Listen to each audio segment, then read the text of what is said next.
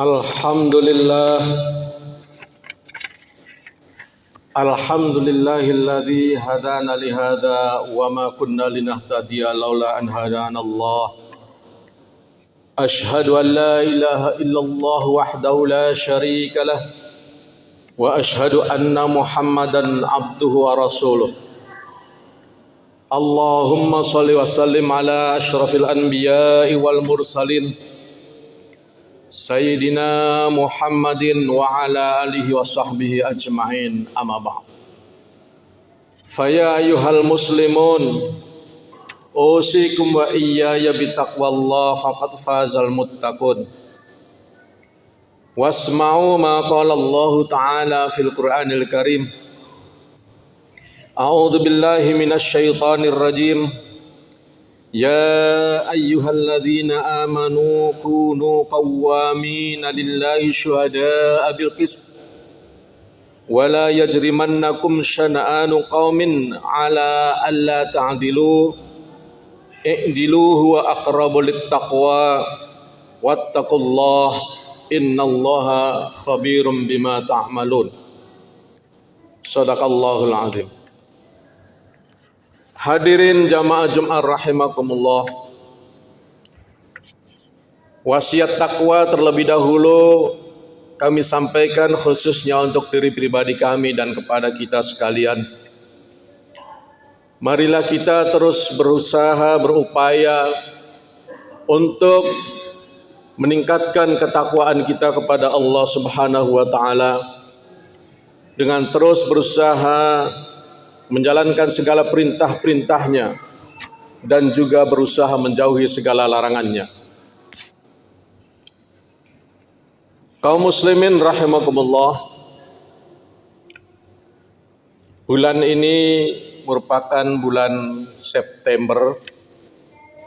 Ada yang menyebut sebagai bulan demokrasi karena pertengahan September, tepatnya 15 September, itu merupakan Hari Demokrasi Internasional. Dan juga bertepatan sekali saat ini di negara kita sedang hangat-hangatnya menuju pesta demokrasi, menuju pemilihan umum yang insya Allah akan dilaksanakan awal tahun depan. Kalau tidak salah bulan Februari. Mengingat kondisi ini, khotib pada kesempatan kali ini ingin membahas atau menyampaikan tentang demokrasi ini, baik kaitannya dengan ajaran Islam maupun demokrasi yang dianut oleh bangsa kita, bangsa Indonesia. Untuk memudahkan mengingat, pembahasan demokrasi yang akan kami sampaikan menggunakan kata demokrasi itu sendiri, di mana setiap kata dari demokrasi kami penggal, kami pilah untuk melihat prinsip-prinsip apa saja yang ada di dalam demokrasi itu sendiri. Yang pertama,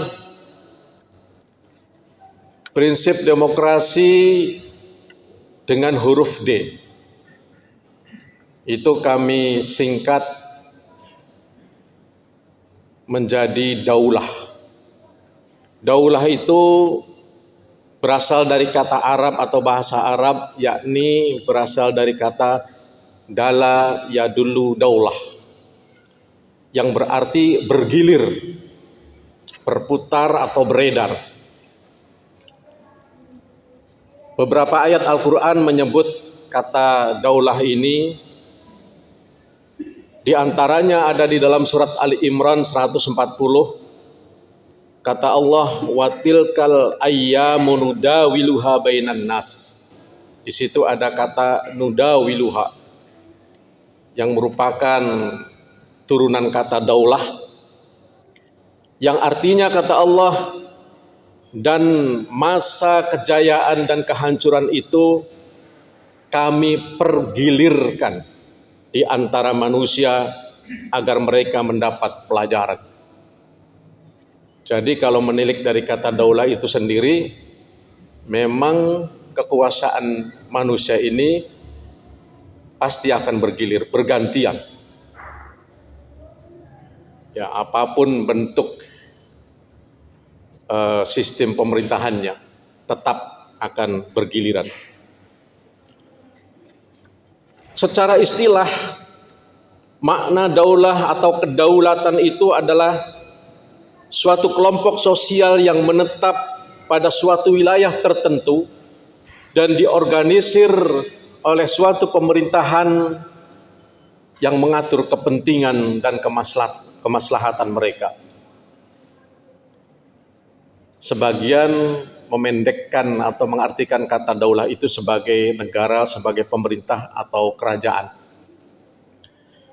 Nah, di alam demokrasi ini, kedaulatan atau daulah itu ada di tangan rakyat. Jadi kekuasaan itu sebenarnya rakyat yang memilikinya. Itulah sebabnya ada proses pemilihan umum, yang dipilih, yang menang adalah pilihan rakyat terbanyak. Ada sistem perwakilan, ada DPR, DPRD, dan seterusnya. Itu mereka itu anggota DPR adalah wakil dari kita sebagai rakyatnya. Abraham Lincoln, Presiden Amerika Serikat yang ke-16, menyimpelkan makna demokrasi dengan dari rakyat, oleh rakyat, untuk rakyat. Artinya apa? Artinya adanya pemerintahan ini, adanya kepemimpinan itu, tadi saya sudah sampaikan, dipilih oleh rakyat, berarti kan dari rakyat. Yang naik itu adalah pilihan rakyat, dan boleh siapapun di antara rakyat ini yang dianggap mampu untuk menjadi pemimpin, artinya oleh rakyat. Dan harusnya setiap pemimpin itu punya visi misi, punya orientasi bagaimana memakmurkan rakyatnya. Karena memang tujuannya mereka dipilih adalah untuk rakyat.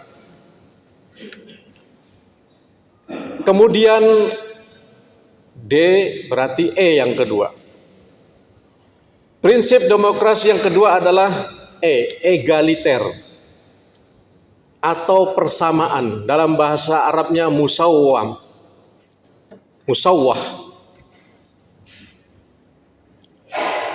Artinya di dalam satu negara yang menganut sistem demokrasi harus memperlakukan semua rakyatnya itu sama. Tidak mengunggulkan suku tertentu, tidak mengunggulkan agama tertentu. Tidak ada istilah mayoritas minoritas. Artinya perlakuannya sama. Hanya saya kadang agak sedih melihat prinsip demokrasi yang harusnya musawwah ini, harusnya egaliter ini, harusnya menggunakan prinsip persamaan ini, tetapi sedihnya saya, mungkin juga bapak-bapak semua pasti akan sedih karena masih ada di beberapa belahan negara di dunia ini justru ketika yang minoritas itu adalah umat Islam tidak diperlakukan sama. Kita bersyukur di Indonesia ini yang mayoritas Islam, alhamdulillah. Tidak ada tuh istilahnya kita misalnya memperlakukan yang non-muslim dengan semena-mena, membantai non-muslim, tidak pernah ada. Di negara-negara Timur Tengah pun yang berhaluan Islam, saya belum pernah dengar, misalnya di Mesir, di Arab, menindas orang-orang non-muslim. Akan tetapi bagaimana kita lihat di negara-negara yang ketika umat Islamnya minoritas, ada beberapa negara yang sangat memilukan, yang sangat menyedihkan buat kita semua. Misalnya di India belum lama ini, bahkan mungkin sampai sekarang, umat Islam diperlakukan sangat buruk. Tokoh-tokoh Islam diancam dan dibunuh. Ya. Kemudian di Tiongkok, khususnya daerah Uighur, juga seperti itu. Di Bosnia tahun 1995, lebih dari 8.000 umat Islam, laki-laki, perempuan, dan anak-anak juga dibantai habis-habisan. Di Azerbaijan, tadi pagi saya melihat running text di televisi, sepertinya masih ada itu pembantaian. Muslimah dilarang pakai jilbab. Pemerintahnya bahkan pernah mengebom masjid. Di Patani, Thailand, di Filipina, kaum Moro yang Muslim mengalami nasib yang sama. Di Afrika Tengah ada sekelompok milisi anti balaka yang bercita-cita ingin melenyapkan umat Islam di sana. Artinya apa? Artinya justru yang benar-benar mengamalkan demokrasi dengan prinsip persamaan, dengan prinsip musawwah dan egaliter ini justru umat Islam. Karena mari kita lihat, dimanapun yang mayoritas Islam, insya Allah minoritas justru dilindungi oleh kita, dilindungi oleh umat Islam. Karena memang Islam mengajarkan haram hukumnya kita membantai minoritas. Apalagi kalau minoritas itu juga bersahabat, berdamai dengan kita. Hadirin kaum muslimin rahimakumullah. Prinsip berikutnya di dalam demokrasi adalah musyawarah. Tadi saya sudah menyebut adanya DPR, itu forum musyawarah. Dan memang sebaiknya di negara yang menganut demokrasi, kalau ada persoalan, ada permasalahan, itu dimusyawarahkan. Tidak bisa pemerintah kemudian jalan sendiri dengan mengabaikan rakyatnya. PBB itu ingin sekali negara-negara di dunia ini berkinerja, mewujudkan good governance, tata kepemerintahan yang baik, di mana governance itu terdiri dari 3 kelompok yang membangun satu negara, membangun komunitas bangsa itu. Ada 3 kelompok. Yang pertama adalah para penyelenggara negara, baik eksekutif, legislatif, yudikatif, dan sebagainya. Kemudian yang kedua para pengusaha, dan yang ketiga adalah rakyat. Maka dengan sistem musyawarah ini, seharusnya ketika ada hal-hal yang ingin dibangun yang baru sifatnya, harus dimusyawarahkan terlebih dahulu. Apalagi kita punya Pancasila, sila keempat, kerakyatan yang dipimpin oleh hikmat kebijaksanaan dalam permusyawaratan perwakilan. Menjunjung tinggi prinsip musyawarah. Yang berikutnya adalah demo. Di negara yang menganut sistem demokrasi harus ada memang orsospol, organisasi sosial politik atau partai-partai politik. Silakan, kita punya cukup banyak partai politik khususnya di Indonesia, dan kita boleh menyalurkan aspirasi melalui partai-partai politik yang sah itu. Boleh.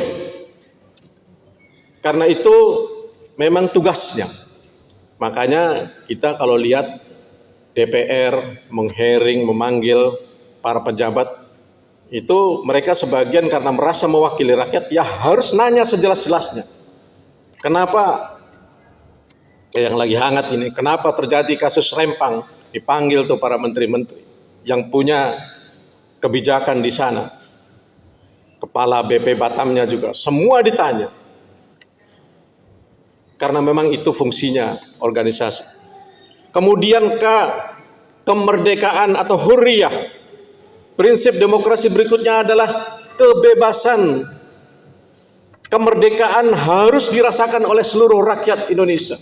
Kebebasan berpendapat juga harus dilindungi oleh undang-undang yang berlaku, dan alhamdulillah di Indonesia sesuai dengan Undang-Undang Dasar 45 kebebasan berpendapat pun dilindungi. Boleh kita sebagai rakyat ketika ada yang tidak setuju menurut kita kritik, kita protes, kita sampaikan. Tentu saja penyampaiannya dengan jalur yang sebenarnya. Kemudian R, regulasi, aturan atau hukum. Di era demokrasi, di negara yang menganut sistem demokrasi, harus menjadikan hukum sebagai panglima. Hukum harus benar-benar ditegakkan, dan hukum untuk semuanya harus memperlakukan rakyat secara sama. Berikutnya A, adil. Artinya urusan hukum pun harus adil, tidak boleh tebang pilih, tidak boleh seperti pisau tumpul di atas, tajam di bawah. Kalau untuk orang-orang pejabat tinggi, kroni-kroninya, teman dekatnya, hukum seakan-akan tidak berlaku, seakan-akan tumpul, tidak mempan, dan mereka masih saja berleha-leha tanpa tersentuh hukum, sementara rakyat biasa begitu tajam dari hukum. Begitu tajam hukum mengiris-ngiris rakyat. Ini justru mencederai demokrasi ketika penegakan hukum seperti ini. Kemudian S, demokrasi itu sebaran. Artinya apa? Kekuasaan itu di alam demokrasi disebarkan ke beberapa kelompok. Tidak totalitarisme, tidak hanya dipegang oleh seorang diri, seorang presiden, tidak bisa. Tidak bisa seorang presiden bersikap seperti raja. Semuanya dia atur. Tetapi kekuasaan itu disebarkan. Di Indonesia menggunakan trias politika. Tadi saya sudah menyinggung ada kekuasaan legislatif, rakyat DPR, yudikatif hukum, terus eksekutif birokrasi atau pemerintah. Dan setelah di amandemen UUD 45 pun kita mengenal ada kewenangan atau kekuasaan eksaminatif yang memeriksa pengelolaan keuangan negara.